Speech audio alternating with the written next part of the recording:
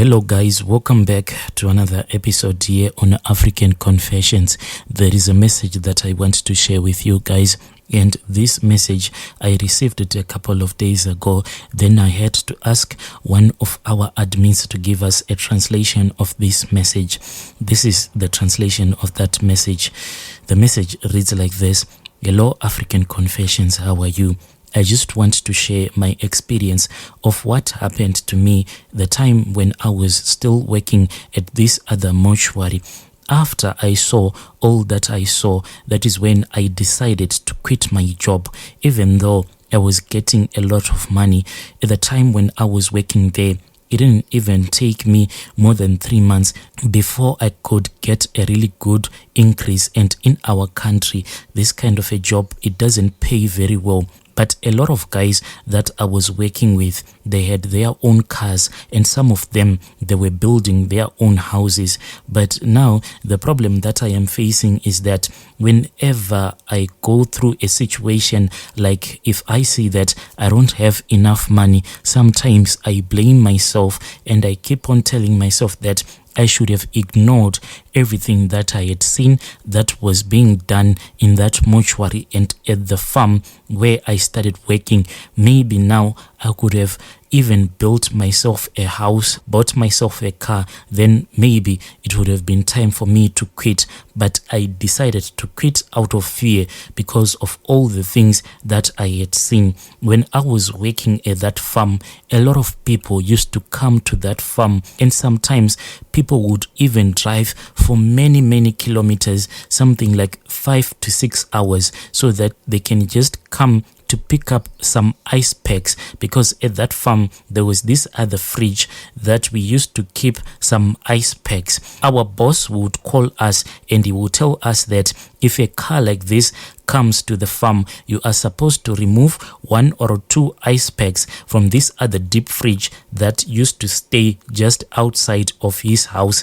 Brother Nashi, working in the mortuary was never my dream job, but it was because I was trying to make ends meet. My life had reached a very critical level of poverty, such that even my wife, she ended up cheating on me. When I caught my wife red-handed cheating on me, as per our custom, I then went and I reported the matter to the local village headman. When the matter was brought before the traditional court, her people defended her, and they said that what did I expect her to do, since I was only a husband in bed only, but in other areas I could not even take good care of her. And indeed, this was nothing but the truth, because at that time I was so deep in poverty, so much that when my wife would be on her period, she would cut up an old t-shirt or a dress and use it as a sanitary pad.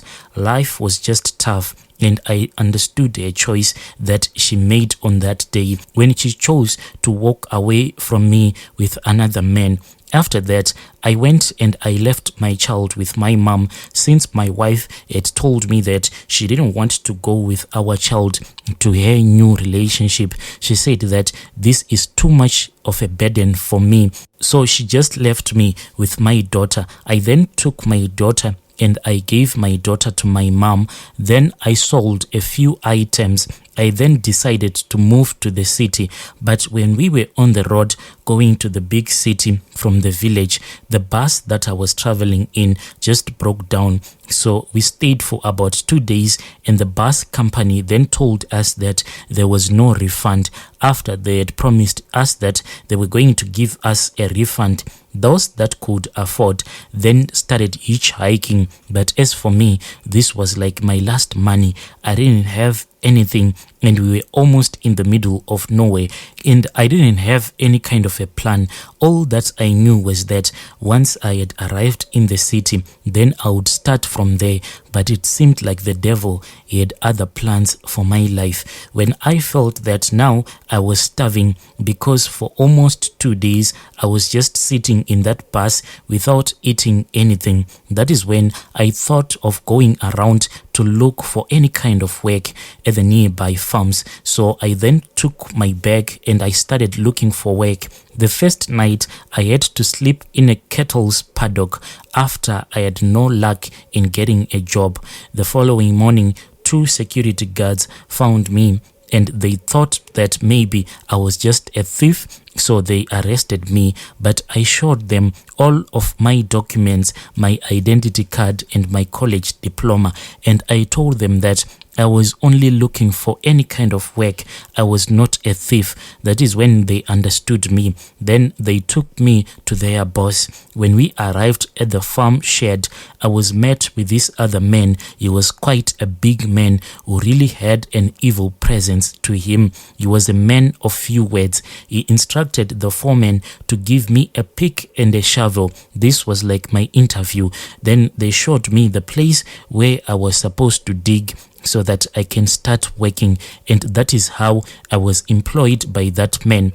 The first month that I worked at his farm, I didn't know that he also had a mortuary. When I started working for him as his gardener, that is when I saw that at times a funeral car would just come speeding into the farm, and these funeral cars, they would come at night and they would leave early in the morning, but they didn't come like each and every night. They would just come here and there.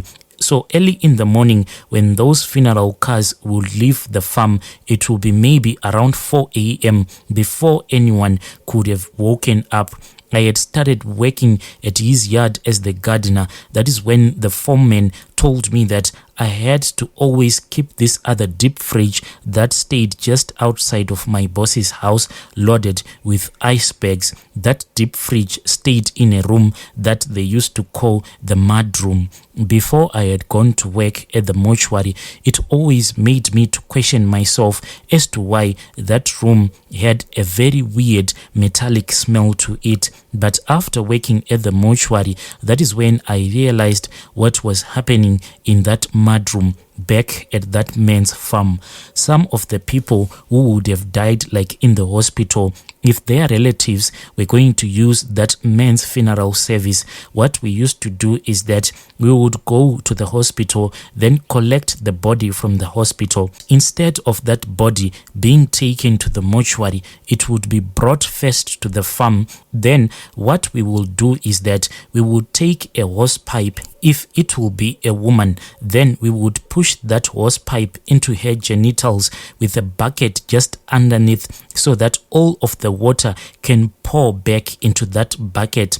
If it was a man, we would then put that pipe in his mouth until the stomach will be half full with water. Then there was this other certain kind of a tool. It was a wooden tool that we would use to press the stomach until water will start flowing out of that dead body from different areas. It was really messy and traumatizing. If the dead body was that of a woman, it was much better because the water will just flow out of the private parts. But if the dead body was that of a man, it was quite messy. The water that we would have gathered from these dead bodies, we were made to fill them in these 10-liter bottles. Then the water will be turned into ice packs. For what use, I don't know, because the ice packs were not labeled at all.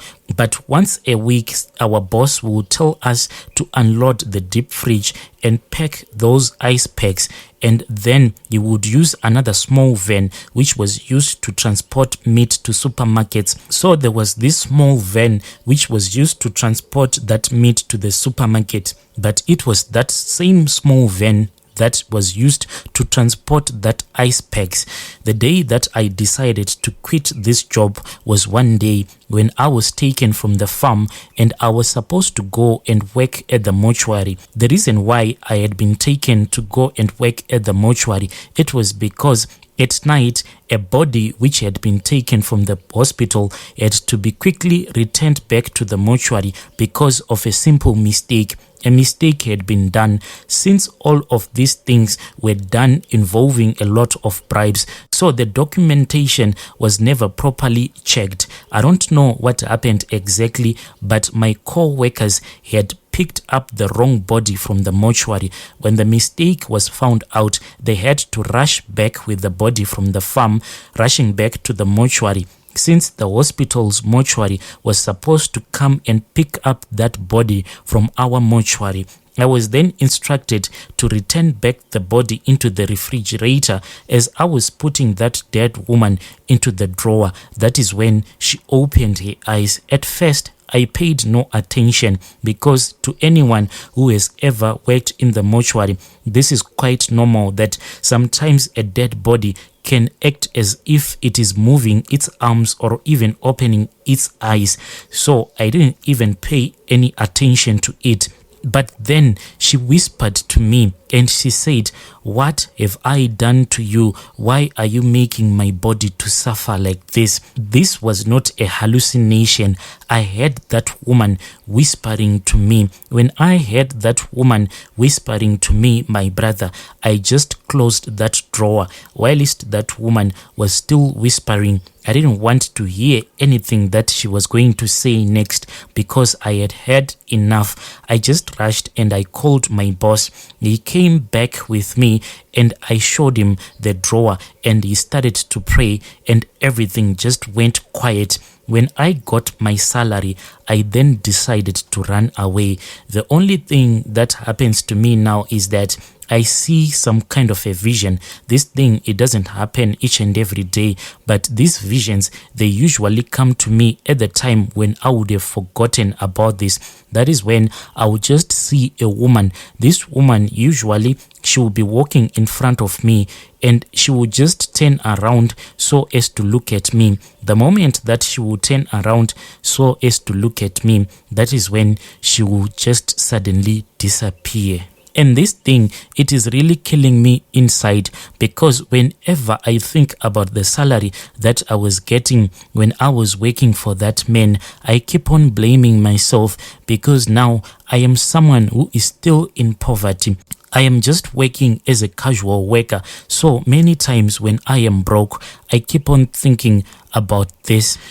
Dear listeners, right there was a message that I received. It was sent to me by Anonymous a couple of days ago. Then I had to ask one of our admins to give us a translation. We just need to thank our admin who gave us this translation because some of these stories, they are really difficult to translate.